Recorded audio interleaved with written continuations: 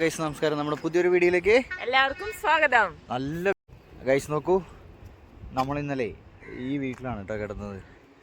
ഈ പുറയിൽ കിടന്ന വീട്ടിലാണ് കിടന്നത്. എന്താണെന്ന് വെച്ചാൽ അത് മാളുവിൻ്റെ ഒരു ഫ്രണ്ട് ഉണ്ട് കൂടെ ജോലി ചെയ്തേ. ഞങ്ങൾ ഒരുമിച്ച് മുംബൈയിൽ വർക്ക് ചെയ്തതാ.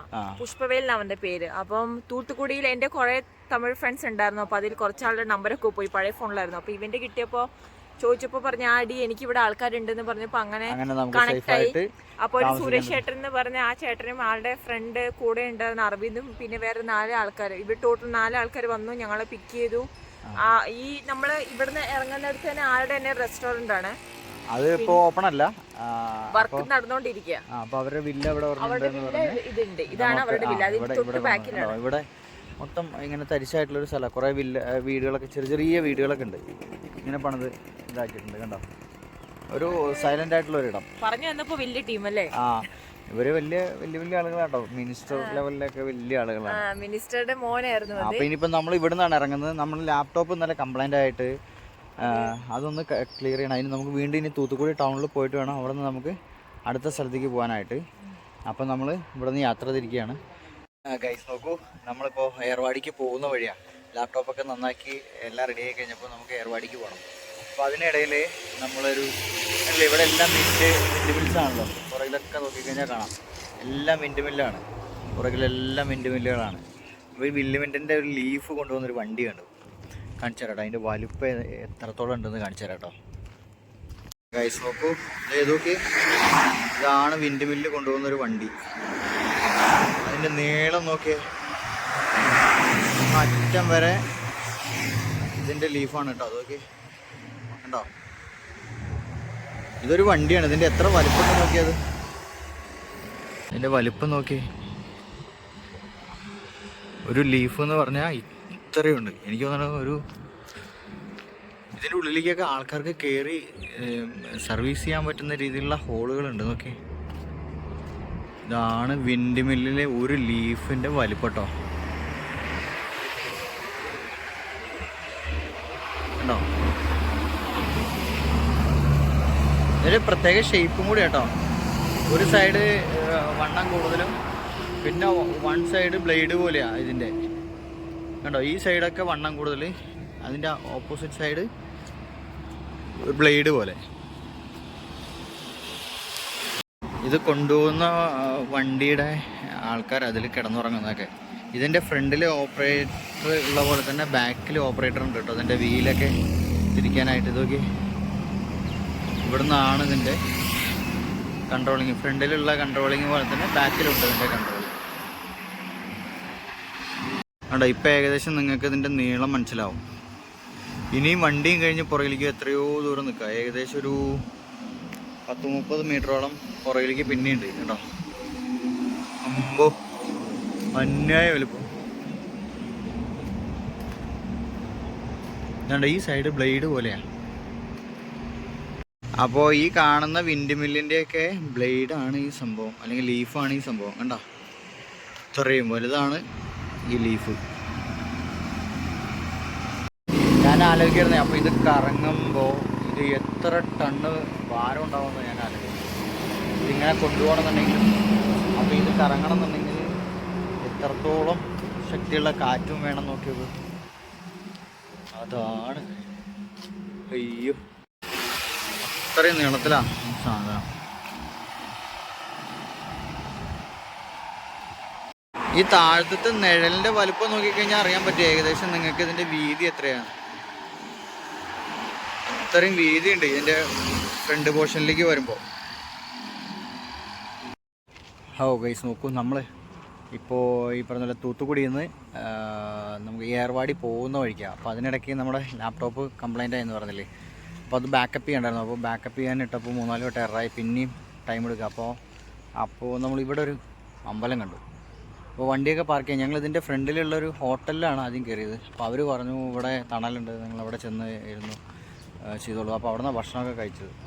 അപ്പോൾ അവർ പറഞ്ഞു ഇവിടെ ചെന്നിരുന്നത് ഭയങ്കര തണുപ്പാണ്. കാരണം ഇവിടെ കണ്ടില്ലേ, നല്ല മരങ്ങളും അങ്ങനെ പ്രത്യേകിച്ചൊന്നും, നല്ല വെയിലാണ്, നല്ല ചൂടുണ്ട്. നിങ്ങൾ അമ്പലത്തിൽ അവിടേക്ക് പോക്കും, അവിടെ നല്ല കാറ്റുണ്ട്, നല്ല തണുപ്പുണ്ടെന്ന് പറഞ്ഞാൽ അങ്ങനെ വന്നതാണ്. അങ്ങനെ വന്നപ്പോൾ അമ്പലം തന്നെ കാണാനൊരു പ്രത്യേക ഭംഗി. അപ്പോൾ അവിടുത്തെ പൂജാരിയായിട്ടൊക്കെ ഞങ്ങൾ കുറേ സംസാരിച്ചു. ആളും കുറേ കാര്യങ്ങളൊക്കെ ഇവിടുത്തെ പറഞ്ഞു തന്നു. അപ്പോൾ അത് കഴിഞ്ഞ് സ്വത്തുവിനൊന്ന് കുളിക്കണമെന്നുണ്ടായിരുന്നു. അപ്പോൾ അവനെ രാവിലെ കുളിപ്പിച്ചിട്ടുണ്ടായിരുന്നില്ല, അപ്പോൾ അവനെയും കുളിപ്പിച്ചു. അതൊക്കെ കഴിഞ്ഞ് ഈ അമ്പലം ഒന്ന് കാണിക്കാമെന്ന് വിചാരിച്ചു. ഈ അമ്പലത്തിലെ പൂജാരി കേട്ടോ, പുള്ളിക്കാരൻ ഒരു മഴയൊക്കെ കഴിഞ്ഞപ്പോൾ ഈ അമ്പലത്തിൻ്റെ മുന്നിലുള്ള ആ കോലം വീണ്ടും വരച്ചുകൊണ്ടിരിക്കുക. ഈ ഒരാൾ മാത്രമേ ഉള്ളൂ കേട്ടോ, പുള്ളിയാണ് ഇവിടുത്തെ എല്ലാ കാര്യങ്ങളും നോക്കുന്നത്. കണ്ടോ, നല്ല മുറ്റമുണ്ട് കേട്ടോ, ഒരുപാട് മുറ്റമുള്ള ഒരു അമ്പലം,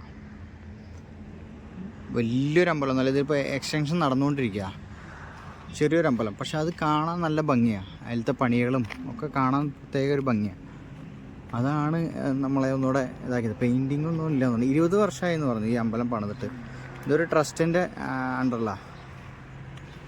കണ്ടോ, നല്ല ഭംഗിയാണ് കാണാനായിട്ട്. ഇനി ഇതിൻ്റെ ഉള്ളിൽ കാണിച്ചു കേട്ടോ, ഒരുപാട് പ്രത്യേകതകളുണ്ട് ഉള്ളിലും കൂടെ കാണിച്ചു തരേ. ഇതുണ്ടോ, ഒരു പ്രത്യേക ഭംഗിയുള്ളൊരു അമ്പലം.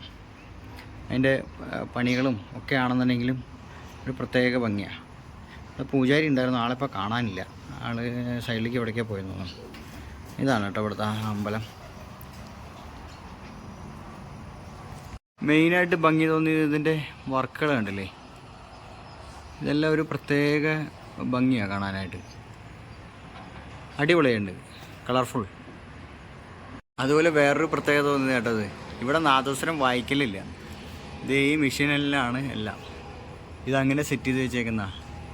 ഇത് പൂജ തുടങ്ങുന്ന സമയത്ത് മണിയടിക്കുന്ന പോലെ ഈ സംഭവം ഇങ്ങനെ വർക്ക് ചെയ്തുകൊണ്ടിരിക്കും. ഇത് ഒരെണ്ണമല്ല കേട്ടോ, അത് ഇപ്പറേ ഉണ്ട് ഒരെണ്ണം കൂടെ. ഈ 2 എണ്ണം ഇങ്ങനെ വർക്ക് ചെയ്യും. ഇത് ഞാൻ ആദ്യമായിട്ട് കാണുന്ന കേട്ടോ, ഇങ്ങനെ ഒരു സിസ്റ്റം. വേറൊരു കാര്യം എന്താ വെച്ചാൽ ഭയങ്കര തണുപ്പാണ് അതിൻ്റെ ഉള്ളിൽ. ഈ പറഞ്ഞ പോലെ ഗ്രാനൈറ്റൊക്കെ വിരിച്ചിട്ടൊക്കെ തന്നെയാണ് ഇത് പണിതേക്കുന്നത്. പക്ഷെ അത് മാത്രമല്ല, ഈ സൈഡിൽ നിന്നുള്ള കാറ്റൊക്കെ ഭയങ്കരമാണ്. അപ്പോൾ ഉച്ചയ്ക്കൊക്കെ ഒരുപാട് ആളുകൾ ഇവിടെ വന്ന് ഇരിക്കുന്നുണ്ടായിരുന്നു. ചിലരിവിടെ കിടന്നുറങ്ങുന്നുണ്ട്. ഞങ്ങളോടും പറഞ്ഞു ഇവിടെ കിടന്നുറങ്ങിക്കോളൂ, റെസ്റ്റ് എടുത്തോളൂ എന്ന് ഞങ്ങളോടും പറഞ്ഞു. പക്ഷെ നമ്മളതിന് നിന്നില്ല. പിന്നെ എന്താ വെച്ചാൽ ഒരുപാട് നോർത്ത് ഇന്ത്യൻസ് ഇവിടെ രാമേശ്വരത്തേക്ക് പോകുമ്പോഴൊക്കെ ഇവിടെ വന്നിട്ടാണ് ഒരു ഭക്ഷണം വയ്ക്കുക എന്നൊക്കെ പറഞ്ഞു. ഇവിടെ പുറത്ത് കണ്ടോ, പുറകിൽ കാണാം ഒരു വണ്ടിയിൽ തമിഴ്നാട്ടിൽ നിന്ന് ഇവിടുത്തെ ആളുകൾ തന്നെ അവരോട് വന്ന് ഫുഡൊക്കെ വയ്ക്കുന്നുണ്ട്. അതുപോലെ ഒരുപാട് പേര് പറഞ്ഞു, ഇന്ന് ആ പൂജാരി പറഞ്ഞു ഇന്ന് തിരക്ക് കുറവാണ്, ഇന്ന് അധികം ആളുകളില്ല, വളരെ കുറവാന്ന് പറഞ്ഞു. അല്ലെങ്കിൽ ഒരുപാട് ആളുകൾ വരുന്ന പറഞ്ഞു. സ്വാമി ഈ പറഞ്ഞ പോലെ കോലമൊക്കെ ഇട്ട് കഴിഞ്ഞിട്ട് വൈകുന്നേരത്തെ പൂജയ്ക്കുള്ള തയ്യാറെടുപ്പിലാട്ടോ. അതിൻ്റെ കാര്യങ്ങളൊക്കെ നടന്നുകൊണ്ടിരിക്കുക. പ്രാവുകളുള്ള കാരണം കൊണ്ട് പുള്ളിക്കാരന് പണി കൂടുതലാണെന്ന് പറഞ്ഞു കേട്ടോ. എപ്പോഴും ഇവിടെ വൃത്തികേടാക്കിക്കൊണ്ടേയിരിക്കും. അല്ലെങ്കിൽ ആൾ പറയുന്നത് രാവിലെ അതൊന്ന് ക്ലീൻ ചെയ്ത് കഴിഞ്ഞാൽ പിന്നെ ആൾക്ക് വേറെ കാര്യങ്ങളില്ല. രാത്രി 9 മണി വരെ അതിങ്ങനെ നട തുറന്നിരിക്കും ഈ അമ്പലം. ഇതിൻ്റെ വർക്കുകളാട്ടോ ഒരു പ്രത്യേക രസം ഉണ്ടല്ലേ. പെയിൻറ്റിങ്ങും കാര്യങ്ങളൊക്കെ കാണാനൊരു പ്രത്യേക ഭംഗിയാണ്. അതിന് ഈ അമ്പലത്തിന് കൊടുത്തേക്കുന്ന കളർ ഒരു പ്രത്യേക ഇതിലാണ്, ഒരു ബ്ലൂ, സ്കൈ ബ്ലൂവിൻ്റെ ഇതാണ് കൊടുത്തേക്കുന്നത്. ഇതിലെ പോകുന്ന ആളുകൾക്ക് ഇവിടെ കയറി ഫുഡ് ഉണ്ടാക്കാം, കുറച്ച് സമയം വേണമെങ്കിൽ റെസ്റ്റ് ചെയ്യാം. അവർക്ക് കുടിവെള്ളം ഉണ്ട്, എല്ലാ സൗകര്യങ്ങളും ഇവിടെ ഒരുക്കിയിട്ടുണ്ട്. അപ്പോൾ സ്വാമി തന്നെ പറഞ്ഞു ഒരുപാട് ആളുകൾ ഇവിടെ വന്ന് പോകുന്നതാണ്, ഇതിലെ വരുന്നതാണ്.